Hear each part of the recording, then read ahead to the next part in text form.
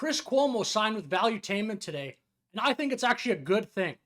And I'm pretty surprised that people like Tim Pool and pretty much unanimously on Twitter, people seem to be thinking this is a mistake. The comments or the tweets underneath Tim's tweet, underneath the announcement from Valuetainment, are overwhelmingly negative as people don't like Chris Cuomo.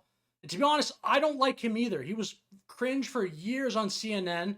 He seemed to be a propagandist, but why wouldn't you want to see his views?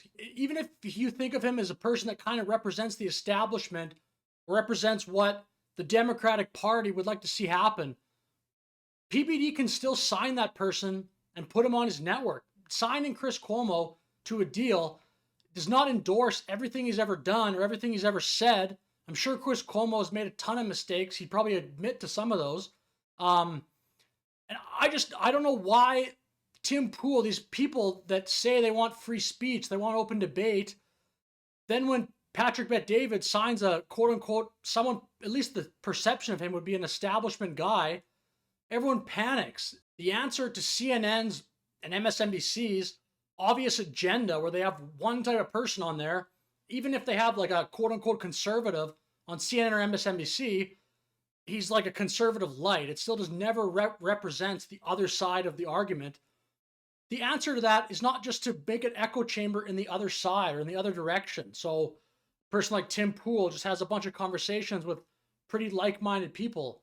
Why not get some of these CNN guys in there, see what they think? So anyway, that's my take on that.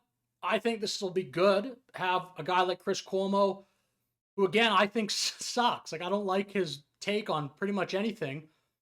But if he's in there talking to Patrick Bet-David and that crew, I think it'll be interesting. I'm sure he's correct on some stuff.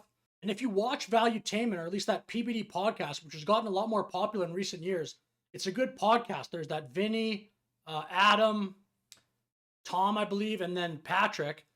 They have a good rapport, but the common thread of that show is it represents an anti-establishment view of the world, or at least view of American politics. That comes up all the time. And to be honest, I did get a little bit tired of hearing just that angle. Everything like Patrick Bet-David, one of his favorite terms, that anti-establishment. It makes a lot of sense to get someone in there like Chris Cuomo who can go against his view of anti-establishment. So Chris Cuomo will say, oh, actually the establishment point of view, you're misrepresenting it. It's actually this, and it makes sense for this reason. I mean, maybe he's still wrong, but this makes me, I want to watch that podcast now a lot more and at least follow Valuetainment. If they have Chris Cuomo, who, I mean, perhaps the idea is that he can kind of combat their anti-establishment ideas and poke holes in their argument. So I think it's a good signing. So yeah, I just think that the outrage of this is a little bit ridiculous. Let me know your thoughts in the comments below. Am I missing something? Maybe you have a take. Maybe you can convince me in the comments that it's actually a mistake and he shouldn't have been hired. But either way, thanks for watching the video. Have a good day.